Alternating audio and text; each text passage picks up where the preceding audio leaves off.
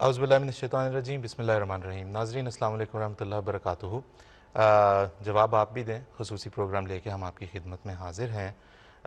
Programme کے نام سے لوگوں کو بعض کو یہ لگا کہ شاید یہاں پہ کوئی بہت شور شرابہ، بحث مباحثہ جس طرح دوسرے چینلز کے اوپر دیکھنے ملتا ہے ایسا کچھ ہوگا۔ ایسا الحمدللہ نہیں ہوگا۔ جماعت احمدیہ کا مزاج ایسا نہیں ہے، ہماری جماعت احمدیہ کی ایسی تربیت نہیں ہے۔ الحمدللہ بڑا اللہ کا احسان ہے۔ بڑے اچھے طریقے سے ہم اور جو جواب پروگرام کا نام ہے جواب آپ بھی دیں، تو اس میں زور بھی پہ ہے۔ ہم بھی یہاں پہ باتوں کے کچھ کے سوالات کے جواب دیں گے، آپ کے ذہن میں ہوتے ہیں، ناظرین کے ذہن میں ہوتے ہیں، ان کے جواب بھی دیں گے۔ اور پھر بعد میں کچھ سوالات ہم اپنے ناظرین کو بھی درخواست کریں گے کہ ان کا جواب خود بھی لے کے آئیں، دوسروں سے بھی پوچھیں کہ وہ کیا اس بارے میں کہتے ہیں، لیکن خیر اس کی طرف ہم بعد میں آئیں گے۔ ہوا یہ ہے کہ گزشتہ کچھ دنوں سے کچھ نجی ٹیلی ویژن چینلز کو پاکستان میں یہ لگا کہ شاید جماعت احمدیہ کے خلاف جو عوام الناس کے دل میں سال ہا سال سے نفرت بھری ہوئی تھی، وہ شاید ماند پڑنے لگی ہے۔ تو جبکہ ایسا نہیں ہے، انہوں نے بڑا اس کو کوشش کر کے، بڑی محنت کر کے اس کو جو ہے وہ اسٹیٹ سپانسرڈ بیکنگ کے ساتھ جو ہے وہ اس کو انہوں نے زندہ رکھا ہوا۔ لیکن خیر وہ بڑے انہوں نے اپنے پرانے راگ نکالے اور انہیں الاپنے لگے۔ اسی طرح پھر سوشل میڈیا پہ یوٹیوب وغیرہ کے اوپر بھی بعض لاک ڈاؤن ہے، فراغت کے ستائے ہوئے بعض لوگوں نے سمجھا کہ چلو جی یہ اچھا وقت ہے، مشہور بھی ہو جاتا ہے آدمی، معروف بھی ہو جاتا ہے جماعت احمدیہ کے خلاف بات کر کے۔ تو اس طرح سے جو ہے وہ گلی محلوں سے بھی لوگ اٹھ کے چلے آئے اور جماعت احمدیہ کے خلاف بڑی نفرت انگیز باتیں اور غلط باتیں، غلط فہمیاں پھیلانے لگے۔ تو اب ان سارے ہم وقت چونکہ کم ہے پروگرام کا، ہم 25 منٹ میں سے 30 منٹ میں ہم ریپ اپ کرنا چاہتے ہیں پروگرام کو۔ جو اس میں ہم جائیں گے اپنے، میرے ساتھ جو آج مہمان ہیں جن سے ہم نے گفتگو کرنی ہے، طاول محمد زاہد صاحب ہیں، مشہود اقبال صاحب ہیں۔ مسئلہ یہ ہے جو کہ عجیب سی بات ہے کہ جماعت احمدیہ کے خلاف جب کسی نے نفرت پھیلانی ہے، وہ کوئی بھی ہے، وزیر ہے، سفیر ہے، جہاں سے بھی ہے، جو بھی ہے۔ 1974 میں اسمبلی کی کارروائی میں یہ کہا گیا، 1974 کی اسمبلی کی کارروائی کے بعد یہ ترمیم ہوئی اور اس کے مطابق ایسا ہے۔ اس اسمبلی کے ممبران کو زندگی بھر گالیاں دیتے رہے ہوں گے، لیکن یہاں پہ آ کے وہ ان کا بائبل بن جاتا ہے، یہاں پہ آ کے وہ ان کے لیے ایک مقدس صحیفہ بن جاتا ہے۔ عجیب و غریب بات ہے۔ بات اس موضوع کے اوپر ہم نے بہت مرتبہ کی ہوئی ہے، لیکن بہرحال ضرورت رہتی ہے بعض باتوں کی، جب تاریخ کی حقائق کے اوپر جب حملہ کیا جائے، انہیں مسخ کرنے کی کوشش کی جائے، تو بڑی اہم ضرورت ہوتی ہے کہ ہم بعض باتوں کو دہرائیں، نئی نسل کو بتائیں، تاکہ انہیں بھی آگاہی حاصل ہو، اور عام سادہ لوگ جو بھی ان کے پیچھے لگ جاتے ہیں بیچاروں کے، انہیں بھی پتہ ہو کہ کیا بات ہو رہی ہے۔ میں نے پہلا سوال جو ہے وہ مشہود اقبال صاحب کی خدمت میں پیش کرنا ہے، وکیل ہیں، پاکستانی قانون پہ نظر رکھتے ہیں۔ اس سے پہلے یہاں پہ ہم 1974 یہ جو ان کا ریفرنس پوائنٹ ہے اور جو ان کا وہ ہے قبلہ و کعبہ، اس کی بات ہم کرنا چاہتے ہیں۔ ایک اس کے اسمبلی کی جو کارروائی ہے جو شائع ہوئی، اب اس کے پہلے والیوم کے پہلے صفحے کا پہلا پیراگراف آپ کو دکھا رہے ہیں، جس میں ہائی لائٹڈ حصہ آپ دیکھ لیں کہ جو چیئر کر رہے تھے ہاؤس کو، انہوں نے کہا علماء کو، ابھی جماعت احمدیہ کا وفد اندر داخل نہیں ہوا تھا، کوئی بات اگر پوچھنی ہو، if something of a very important nature comes to the notice of any honorable member, he can make a request and we can adjourn the house for 5 or 10 minutes. We can ask the witness to wait outside and we can discuss the matter among ourselves. کسی غیر، یہ کون کہتا ہے یہ جانبدار نہیں تھے؟ مشہود اقبال صاحب ہمارے ساتھ اس وقت ہوں گے۔ مشہود صاحب سے ہم یہ پوچھنا چاہتے ہیں کہ مشہود صاحب آپ ہمیں یہ بتائیں کہ جو اسمبلی اتنی واضح طور پہ جو ہے وہ جانبدار تھی، ایک طرف اس کا جھکاؤ اتنا شدید تھا، کیونکہ وہ تو ایک پارٹی بن گئے نا ان علماء کے ساتھ مل کے، تو اس پہ ہم یہ آپ سے پوچھنا چاہتے ہیں کہ ایسی جانبدار اسمبلی جو اپنے شہریوں کے دین اور مذہب کا تعین کرنے کے لیے بیٹھی ہے، لیکن دوسرے شہریوں کے ساتھ ایک پارٹی بن گئی ہوئی ہے، اس کی کوالیفیکیشن کیا ہے اس اسمبلی کی؟ اس کی اسمبلی کے فیصلے کو ہم کیسے سمجھ لیں کہ انہوں نے کوئی حق پہ مبنی فیصلہ کیا ہوگا؟ جی بسم اللہ الرحمن الرحیم۔ جزاک اللہ آصف صاحب، آپ کے سوال کے دو جز ہیں۔ پہلا جز اسمبلی کی کوالیفیکیشن کے بارے میں ہے، اور دوسرا جز کہ جو بھی اسمبلی کی کوالیفیکیشن ہے اس کے اوپر کیا ان کا فیصلہ برحق ہے یا نہیں۔ پہلے جز پہ بات کرتے ہیں۔ یہ جو 1974 کی اسمبلی تھی، اس کے الیکشنز 1970 میں ہوئے تھے، جب مشرقی پاکستان جو بعد میں بنگلہ دیش بنا ہمارے ساتھ تھا۔ اس وقت اسمبلی میں 300 کے قریب نشستیں تھیں۔ بعد میں 1971 میں جب مشرقی پاکستان علیحدہ ہو کر بنگلہ دیش بن گیا تو پھر اس اسمبلی کی نشستیں آدھی ہو کر 150 کے قریب رہ گئیں۔ ان 150 نشستوں کے اندر 3 مختلف مذہبی جماعتیں موجود تھیں۔ پہلی جماعت جمعیت علماء اسلام، دوسری جمعیت علماء پاکستان اور تیسری جماعت اسلامی۔ اب ان تینوں کا میں فردن ذکر کرتا ہوں۔ سب سے پہلے جمعیت علماء اسلام، اس کے لیڈر تھے مفتی محمود صاحب، جو قیام پاکستان سے قبل جمعیت علماء ہند کے بڑے متحرک اور سرگرم کارکن تھے، اور جمعیت علماء ہند نظریہ پاکستان کی شدید مخالف تھی۔ ان کا کانگریس کے ساتھ الحاق تھا۔ 1946 کے الیکشنز میں انہوں نے مسلم لیگ اور قائد اعظم کے خلاف بڑی بھرپور تحریک چلائی۔ بہرحال پاکستان بن گیا۔ مفتی محمود کا تعلق چونکہ پشاور سے تھا، یہیں پر ان کی پراپرٹیز، ان کے گھر بار، مال مویشی تھے، تو اکنامک بینیفٹ کی وجہ سے ان کو پاکستان میں رہنا پڑا۔ جب یہ پاکستان میں تھے تو اس وقت انہوں نے جمعیت علماء اسلام، جو مولانا شبیر احمد عثمانی نے جمعیت علماء ہند سے ٹوٹ کر بنائی تھی، اس میں مفتی محمود نے پہلے تو شرکت کی، اور پھر اس کے بعد آہستہ آہستہ مولانا شبیر احمد عثمانی کی وفات کے بعد انہوں نے اس جماعت کی سربراہی اپنے ہاتھ میں لی۔ 1971 میں جب مشرقی پاکستان علیحدہ ہو کر بنگلہ دیش بنا تو مفتی محمود نے بیان دیا کہ میں پاکستان بننے کے گناہ میں شریک نہیں تھا۔ یہ تھی مفتی محمود صاحب کی پولیٹیکل کوالیفیکیشن۔ اب ذرا ریلیجس کوالیفیکیشن کے اوپر میں بتاتا ہوں آپ کو۔ جمعیت علماء اسلام، ان کے جو ممبران تھے اسمبلی میں، ان کی تعداد تھی 7۔ اب یہ 7 کے ساتھ جو ہیں، ان کا تعلق دیوبندی مسلک فکر کے ساتھ ہے۔ اب دیوبندیوں کے خلاف 300 علماء کا ایک فتویٰ ہے، وہ میں منوً آپ کو پڑھ کے سناتا ہوں، اور ان 300 علماء کے اندر بریلوی بھی شامل ہیں، اور بریلویوں کا میں بھی تھوڑا سا بات ذکر کروں گا۔ سب سے پہلے یہ جو فتویٰ ہے جو جمعیت علماء اسلام کے دیوبندی مولویوں کے خلاف ہے، میں وہ منوً ذرا پڑھتا ہوں۔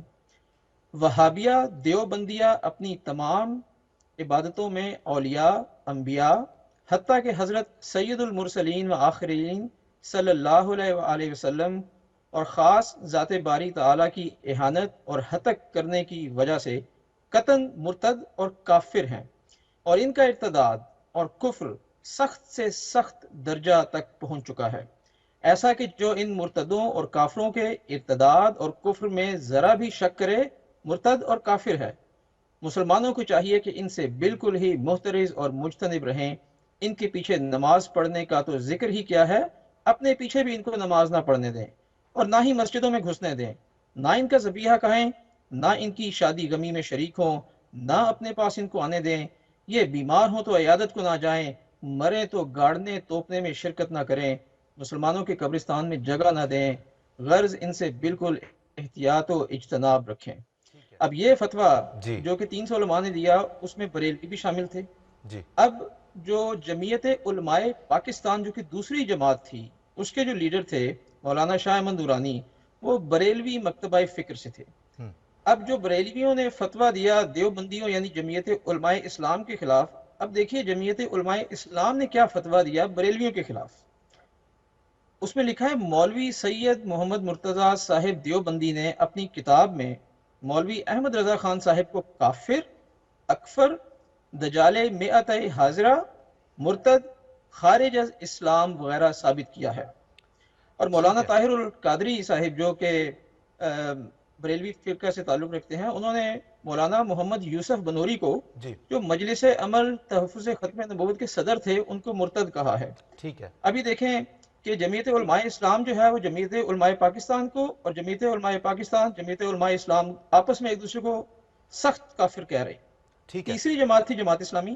مشہود صاحب ہمیں تھوڑا سا تیز کرنا پڑے گا، کام پاس وقت بہت کم ہے۔ آپ کہہ یہ رہے ہیں ان نٹ شیل، وہاں پہ جتنے بیٹھے ہوئے تھے آج بھی ان سے پوچھ لیں، مطلب ہے کہ جو احمد شاہ نورانی صاحب کہ یہ لوگ کتنی بات مانتے تھے یا کتنے ان کے عقائد کے حامی تھے وہ، تو کیا ہے اس اسمبلی کی حقیقت؟ یہ سب ایک دوسرے کے خلاف تکفیر کر چکے ہوئے تھے، کیا ہم کیسے کہیں کہ جی یہ اسمبلی اس قابل نہیں تھی کہ یہ فیصلہ دیتی؟ جی میں اس پہ عرض کرتا ہوں۔ اب دیکھیں کہ یہ 150 ممبران کی اسمبلی تھی، 150 ممبران کی اسمبلی کو ایک اسپیشل کمیٹی میں تبدیل کیا گیا، اسپیشل کمیٹی کا جو کورم تھا وہ صرف 40 ممبران کا رکھا گیا، جی اور 40 ممبران میں سے جو قرارداد کا فیصلہ کرنا تھا وہ سادہ اکثریت سے، یعنی 21 ممبران اگر اس قرارداد کے حق میں ووٹ دیتے تو اس کو پاس کیا جانا تھا۔ ٹھیک اب ہے 7 یا 8 کروڑ کی آبادی جو پاکستان کی اس وقت تھی، اس میں سے 150 لوگ اسمبلی کے، ان میں سے 40 لوگ، اور ان 40 میں سے بھی صرف 21 لوگ، اور ان 3 مذہبی جماعتوں کی جو نشستیں تھیں وہ بنتی تھیں 18، مولانا کوثر نیازی کو ملا کے 19، اسی طرح سے جو شیعہ حضرات ہیں جن کو سب لوگ کافر کہتے ہیں ان کو ملا کے تو جی یہ 21 کی تعداد آرام سے بن جاتی تھی۔ اب ٹھیک ہے کہنے کا ٹھیک ہے مقصد یہ ہے کہ یہ جو علماء کا ٹولہ تھا آپس میں جو ایک دوسرے کو کافر کہتا ہے، جو ایک دوسرے کو کافر کہہ رہا ہے، ان کے ہاتھ میں اتنا اہم مسئلہ دیا گیا اور 21 لوگ اس کا فیصلہ کر رہے ہیں۔ ٹھیک ہے ابھی میں آخری بات اس میں بتاؤں کہ آپ نے جی پوچھا کہ ان کی کوالیفیکیشن کیا ہے۔ حضور صلی اللہ علیہ وآلہ وسلم نے ان کی کوالیفیکیشن اپنی ایک حدیث، بلکہ 2 حدیث جس کا مضمون ایک ہی ہے، ایک ابن ماجہ میں اور ایک ترمذی میں بتائی ہے کہ میری امت کے 73 فرقے ہوں گے، 72 جہنم میں جائیں گے اور آخری فرقہ جو ہے وہ جنتی ہوگا۔ اب یہ سارے کے سارے جو آپس میں ایک دوسرے کو کافر کہتے ہیں، بالکل انہوں نے ٹھیک مل کے جماعت احمدیہ کو ایک یس کنارے کے اوپر کھڑا کر دیا، تو یہ تو پہلی کوالیفیکیشن ہے ان کی کہ یہ 72 فرقوں میں سے ہے۔ بالکل ٹھیک ہے دوسری کوالیفیکیشن اس کی حضور صلی اللہ علیہ وسلم نے یہ بیان فرمائی ہے مشکات شریف میں کہ آسمان کے نیچے علماء سو جو ہیں وہ بدترین انسان ہوں گے، تو یہ ان کی دوسری کوالیفیکیشن ٹھیک ہے۔ ہے اب آپ کے بہترین سوال کا جو دوسرا جرم ہے، کیا ان مشہور صاحب کے ہم واپس آئیں گے ان کی واپس آئیں گے ہم کوالیفیکیشن اس کی پر طرف۔ فیصلہ؟ مشہور صاحب میں معافی چاہتا ہوں، وقت ہمارا کم ہوتا جا رہا ہے، واپس ہم اس طرف آئیں گے۔ مشہور صاحب نے یہ ابھی ہمیں جس طرح سے بتایا ان اے نٹ شیل، لیکن چونکہ اس پہ پہلے بھی بہت دفعہ بات ہو چکی ہے، آپ لوگ دیکھ بھی سکتے ہیں جا کے، بڑی بڑی شہ سرخیاں تھیں نوائے وقت اخبار کی غالباً جو مجھے یاد پڑتی ہے، جس میں لکھا تھا امت مسلمہ کے 72 فرقوں نے جو ہے وہ مل کے قادیانیوں کو غیر مسلم قرار دے دیا۔ اس وقت سپٹمبر 1974 میں جب یہ سب کچھ ہوا، خود انہوں نے اپنے آپ کو خود وہ کوالیفائی کر گئے، اقرار کیا انہوں نے، اور بڑی شوخی اور خوشی کے ساتھ اپنی وہ سند دکھائی کہ دیکھو نبی کریم صلی اللہ علیہ وسلم کی حدیث کے مطابق یہ ہماری اوقات ہے، یہ ہماری حیثیت ہے۔ مومن صاحب میں نے آپ کے پاس آؤں گا ایک سوال پوچھنے کے لیے اسی اسمبلی کے حوالے سے، لیکن ایک ہمارے پاس ایک اور سلائیڈ ہے جو جلدی سے ہم اپنے ناظرین کو دکھاتے ہیں اور بات کو آگے بڑھاتے ہیں۔ مومن صاحب سوال پوچھنے سے پہلے یہ 1974 کی جو کارروائی تھی، یہ اس کا کنکلوژن، جو آخری سبمیشنز تھیں جس کی بنیاد پہ ترمیم کی گئی، ترمیم یہ ہے کہ a person who does not believe in the absolute and unqualified finality of prophethood of Muhammad, peace be upon him, the last of the prophets, or claims to be a prophet in any sense of the word or of any description whatsoever after Muhammad, peace be upon him, or recognizes such a claimant as a prophet or a religious reformer is not a Muslim for the purposes of constitution or law. کسی بھی حیثیت میں کسی کو بھی مانتا ہے، مجدد کے طور پہ بھی مانتا ہے، دائرہ اسلام سے خارج ہے۔ مومن صاحب آپ سے ہم یہ پوچھیں گے، سارا مسئلہ اسی بات کے گرد تو یہ اٹھایا گیا کہ احمدی جو ہیں وہ حضرت مرزا صاحب علیہ السلام کو آن وسلم کے بعد نبی مانتے ہیں۔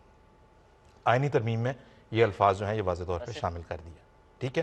تو پھر اس ترمیم کی روح سے آپ ہمیں بتائیں، چونکہ امت مسلمہ مسیح و مہدی کے آنے کی منتظر تو ہے، تو آپ اگر ہمیں یہ بتائیں کہ اس کی روح سے پھر یہ پاکستان کے تمام احمدیوں کی کیا حیثیت رہ جاتی ہے، پاکستان کے تمام مسلمانوں کی؟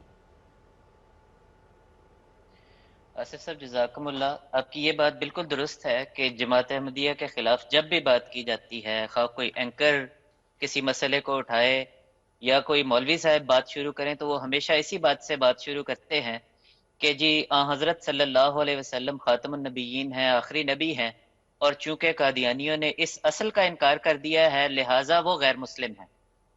تو لیکن یہ الگ بات ہے کہ جب بھی کسی مولوی صاحب کو یہ کہا جائے کہ اسی ختم نبوت کے مسئلے پر قرآن مجید کی روح سے بات کر لو، تو وہ مکمل طور پہ آئیں بائیں شائع کرتے ہیں یا رقیق اعتراضات پر اتراتے ہیں۔ میں اس بات کو نہیں چھیڑتا، حقیقت یہ ہے کہ اللہ کے فضل سے جماعت احمدیہ نے 100 سال میں ختم نبوت کے مسئلے پر جو دلائل پیش کیے ہیں وہ پہاڑ کی طرح کھڑے ہیں، اور کسی مولوی میں، کسی اینکر میں، کسی دوسرے شخص میں یہ جرت نہیں ہے کہ اس بنیادی مسئلے پر جماعت احمدیہ کے پیش کردہ دلائل کو توڑ سکے اور ان کا رد کر سکے۔ اب آپ کا سوال چونکہ قومی اسمبلی کی اس ترمیم کے بارے میں ہے جو خاص طور پہ مسلمانوں کے بارے میں کی گئی، تو میں عرض کروں گا کہ جب بھی انسان کسی حق بات کا جانتے بوجھتے ہوئے ضد کے ساتھ انکار کر دیتا ہے، تو اس کا طبعی نتیجہ یہ ہوتا ہے کہ وہ اپنے اعتقادات میں ایسی باتیں جمع کر لیتا ہے جن کا عقل سے دور دور کا تعلق نہیں ہوتا۔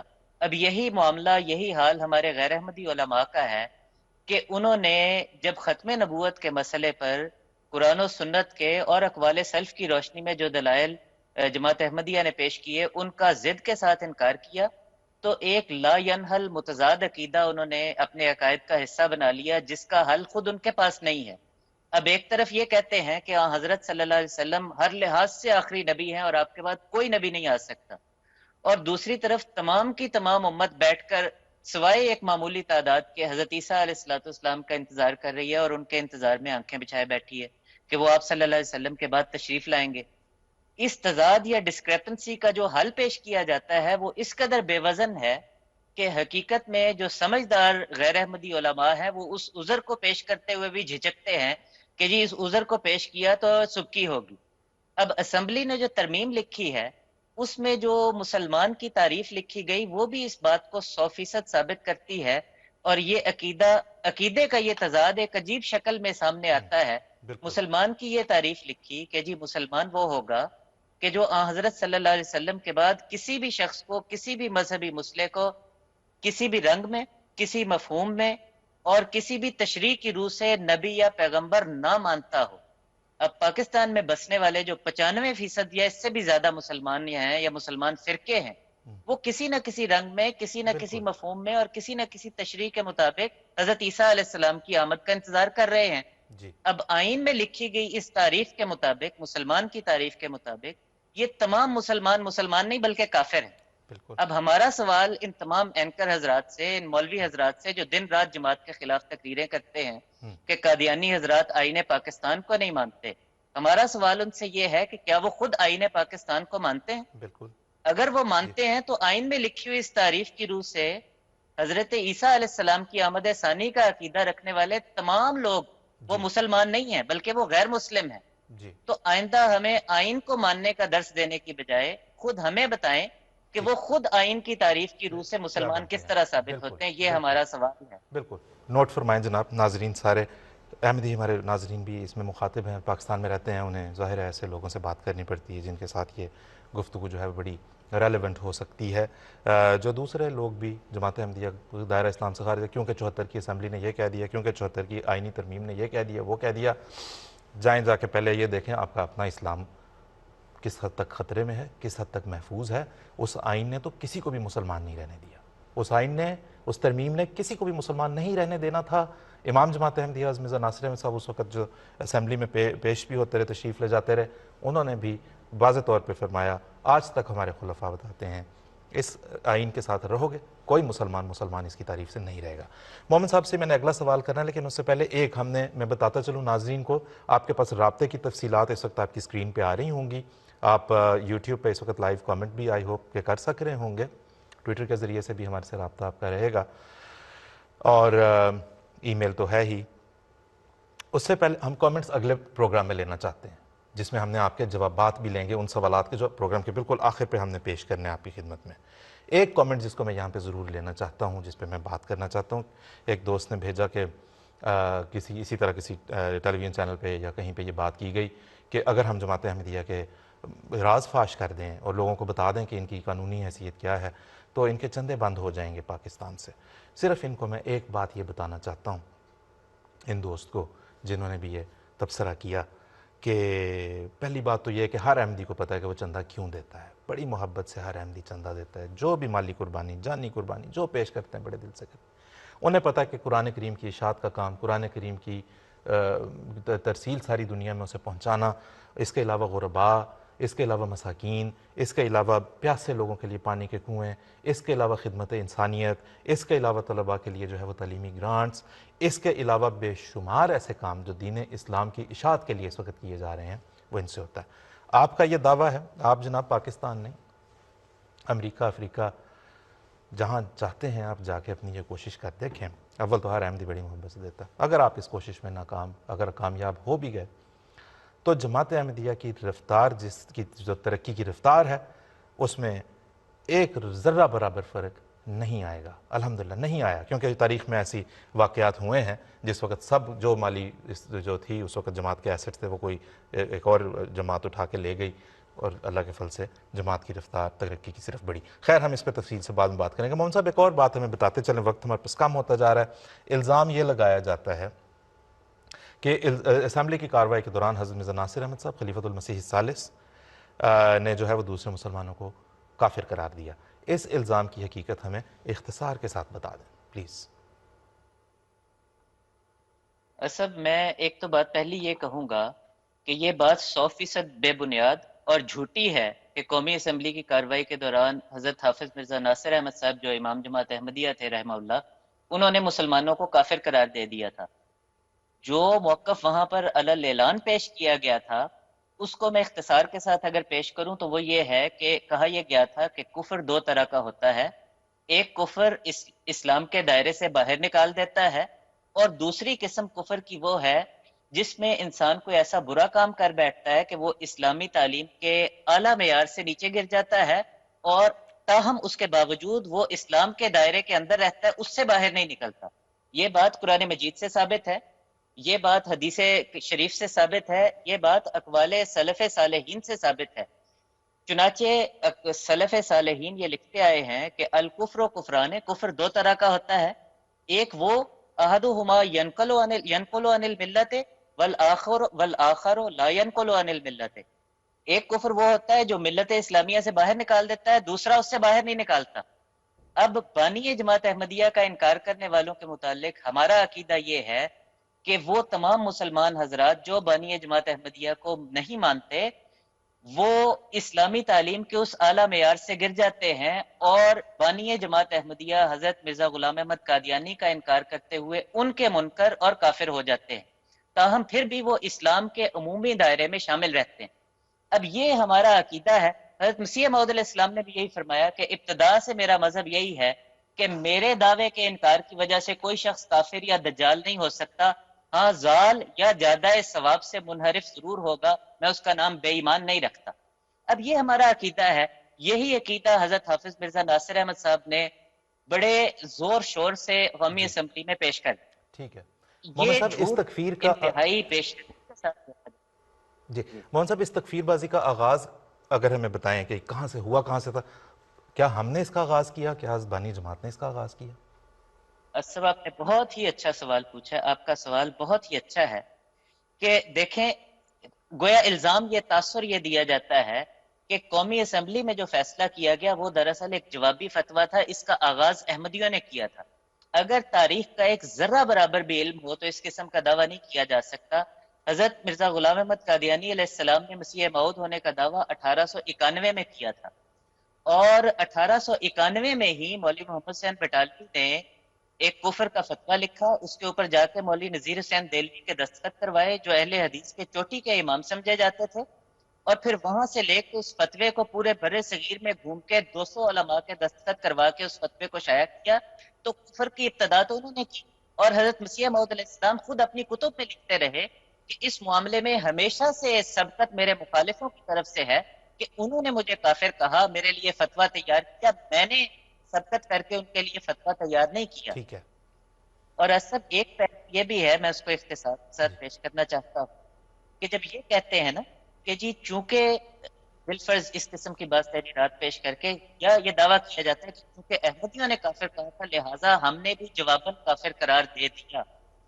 یہ طرز استدلال جو ہے یہ اس قدر بودا ہے, اور یہ آرگیومنٹ اس قدر فلوڈ آرگیومنٹ ہے کہ اگر اس طرز استدلال کو تسلیم کر لیں اور اس اصول کو تسلیم کر لیں کہ جس فرقے کی تحریرات میں دوسرے کے متعلق کفر کے فتوے موجود ہوں تو اس کو آئین کی روح سے قومی اسمبلی کو کافر قرار دینا چاہیے, تو پورے پاکستان میں صرف غیر مسلم رہیں گے, پاکستان میں بسنے والا کوئی ایک بھی فرقہ جو ہے وہ مسلمان نہیں ہو سکتا.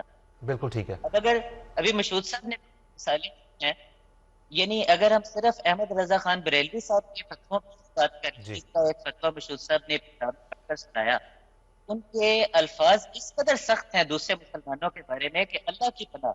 یعنی وہ تو کہتے ہیں کہ وہابی, نیچوی, قادیانی, غیر مقلدین, دیوبندی, چتالوی یہ کفار مرتدین ہیں, اور جو ان کے آگے پیچھے تابع مطبوع سب کے سب بدعتی مستحق نارے جہنمی اور جہنم کے کتے.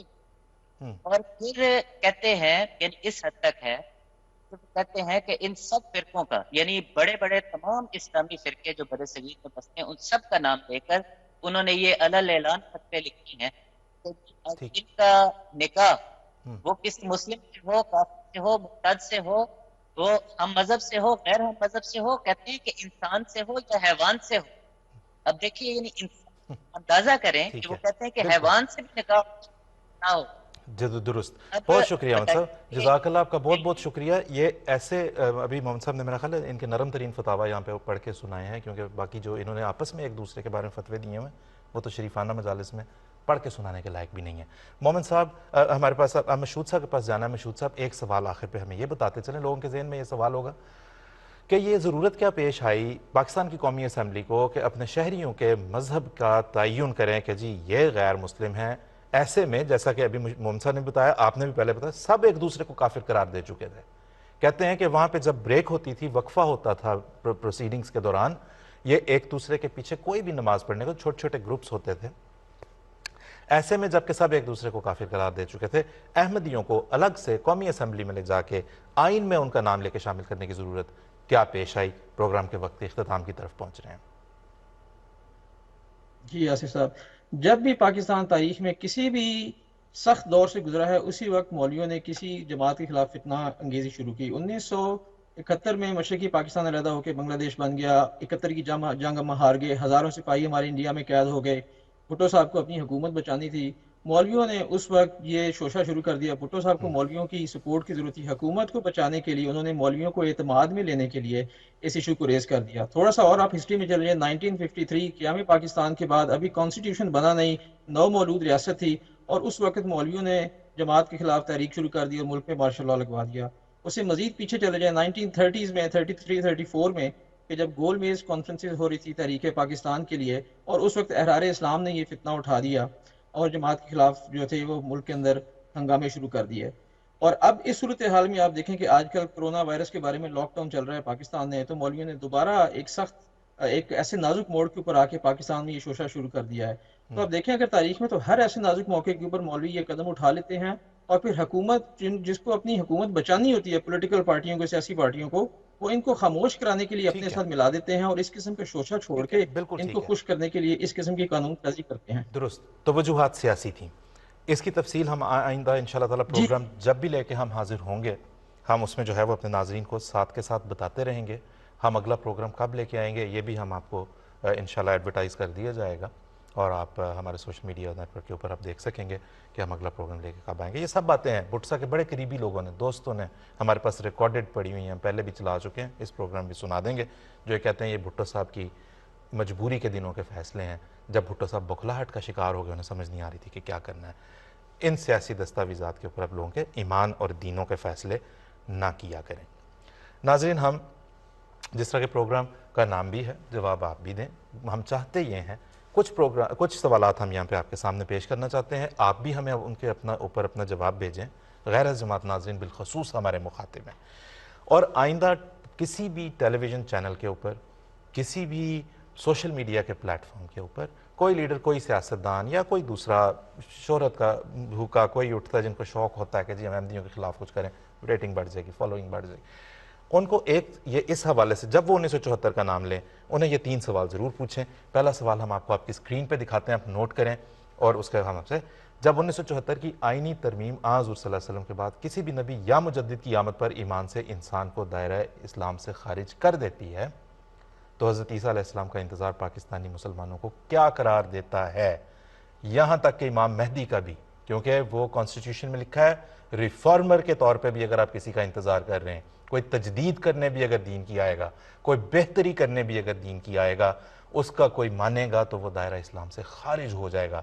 یہ دین کے کتنے بڑے دشمن ہیں، خود غور کریں آپ، جن کو نہ دین میں تجدید کی اب ضرورت محسوس ہوتی ہے، اور دیکھ لیں دنیا مسلمانوں کے حالات اس وقت ہیں کیا. اگلا سوال آپ نوٹ کریں پلیز، آپ اپنی اسکرین پہ بھی دیکھیں گے کہ 1953 میں پاکستانی علماء مسلمان کی کوئی تعریف پیش نہ کر سکے آن ریکارڈ. آپ جائیں اور جا کے 1953 کی جو منیر انکوائری رپورٹ ہے پڑھ لیں. وہ کہتے ہیں کہ ہم جرا کرتے رہے مہینوں، ان کو بلاتے رہے، علماء کرام ماشاءاللہ جو ہیں نام نہاد ان کو کہتے رہے مسلمان کی تعریف تو بتاؤ تاکہ اس کے مطابق ہم احمدیوں کو غیر مسلم قرار دیں. وہ کہتے ہیں کوئی ایک تعریف ہمارے پاس نہیں لے کے آ سکے. جب 1953 میں وہ کوئی مسلمانوں کی تعریف نہ دے سکے, 21 سال بعد مسلمان کی تعریف بیان کرنے کا موقع مل ہی جب گیا, تو پھر بھی یہ نہ بتا سکے کہ مسلمان کون ہوتا ہے, یہ بتا دیا کہ مسلمان کون نہیں ہوتا. ایسا کہاں ہوتا ہے؟ میں آپ کو پوچھوں کہ کسی کو پوچھوں موبائل فون کیا ہوتا ہے تو وہ کہے یہ موبائل فون نہیں ہوتا. ایسے تو بات نہیں ہوتی, وہ معقول بات نہیں ہے. آپ مسلمان کی تعریف آپ کے پاس ہے ہی نہیں, کسی کے پاس بھی نہیں ہے. آج آپ کسی کو دعوت دے لیں, وہ پوچھیں ان سے, یہ سوال آپ کے سامنے ہے, ہمارے سے رابطہ کرنے کی تفصیلات آپ کے سامنے ہیں, جو آپ کو جواب ملے ہمیں ضرور اس سے بتائیں, ہمیں بڑا تجسس ہے. ایک اور سوال نوٹ کر لیں جناب, ہوم ورک تھوڑا سا زیادہ ہوتا جا رہا ہے. جن علماء نے اسمبلی میں بیٹھ کر احمدیوں کو کافر قرار دیا وہ سب ایک دوسرے کو کافر قرار دے چکے ہوئے تھے, پھر آئینی ترمیم احمدیوں ہی کے خلاف کیوں کی گئی؟ یہ 3 سوالات ہیں. رابطے کی تفصیلات آپ کے سامنے ہیں اور وقت ہمارے پروگرام کا اس وقت ختم ہو گیا ہے. آپ کا برائے مہربانی یہ سوالات جو ہم نے آپ کے سامنے بھی پیش کیے, یہ گفتگو جو آپ کے سامنے ہم نے پیش کی, پوچھیں ان لوگوں سے جو آتے ہیں اور آ کے بات کرتے ہیں. بڑے آسانی سے, بڑے آرام سے یہ مسئلے حل ہو جائیں گے, بغیر چیخ و پکار کیے, بغیر غولغہ پاڑا مچائے. اور اللہ کے فضل سے دیکھیں گفتگو تہذیب اور اچھے طریقے سے کی جائے. بات یہ کہ مسلمان کون ہے, اس کا پہلی نشانی تو یہ ہوگی کہ سنت رسول صلی اللہ علیہ وسلم پہ عمل کرنے والا کون ہے. آپ گفتگو کے انداز سے اندازہ لگا لیں. ہمارے ائمہ, ہمارے امام جماعت احمدیہ خلیفۃ المسیح الخامس کی آپ یوٹیوب پہ جا کے حضور کا نام سرچ کر لیں, غیر احمدی علماء سے ہم کہہ رہے ہیں, ان کا کوئی خطبہ سن لیں, کوئی تقریر سن لیں.